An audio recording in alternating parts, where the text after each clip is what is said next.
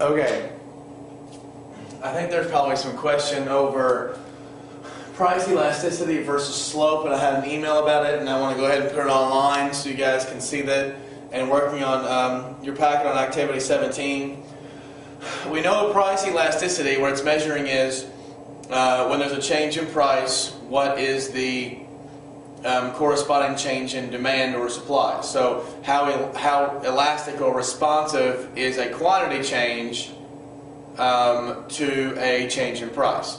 So we know that this is our formula. Price elasticity is essentially the percent change in quantity over the percent change in price.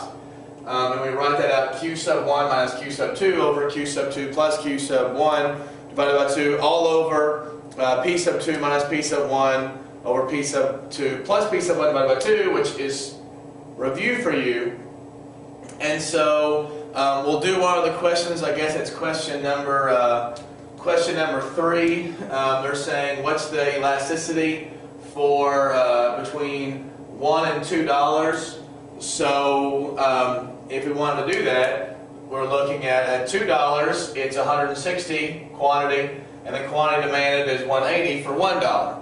So it'd be 180 over 160. I'm sorry. It'd be 180 minus 160 all over 180 plus 160 divided by 2 over 2 minus 1 over 2 plus 1 divided by 2. Give it a marker. And this would be, 20 over 140 divided by, this would be 140 divided by 2 over 70, right?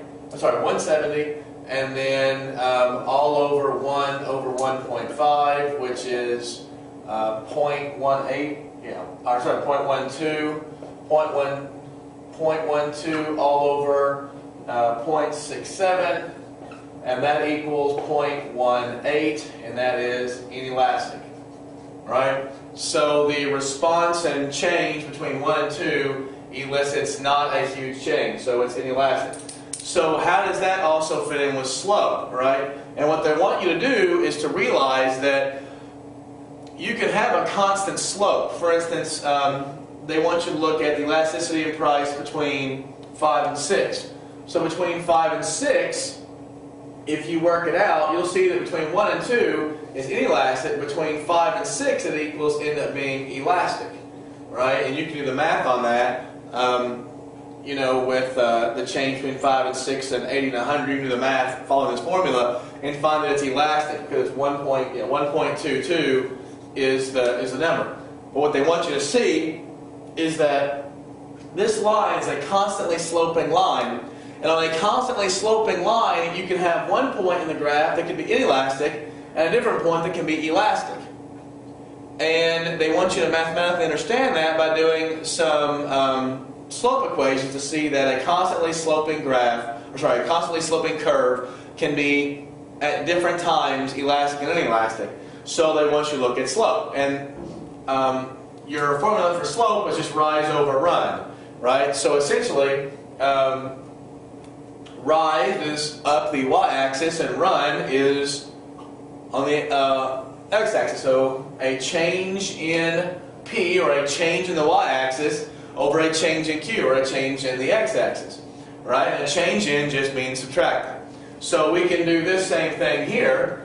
So this is between $2 to $1, right? And then between 5 and 6, we'll see what happens. So rise over run. So for $1, it'd be a change in price is 2 minus 1 all over change in quantity is 180 minus 160. And that's 1 over 20, and that equals 0.05. All right, and that's between 2 and 1. Well, let's look at it between 6 and 5, or 5 and 6. You have 6 minus 5 all over 100 minus 80, and that equals 1 over 20, which equals 0.05. So what we see is the slope is constant on this graph, but the elasticity can still change. Right, and we've proven that using this analysis. So I hope that answers it. If you have questions, let me know. Email me. But that's essentially, and I hope you do that in your math class, rise over run just gives you the slope of a line, and that's what I'll tell you. So that is slope versus elasticity.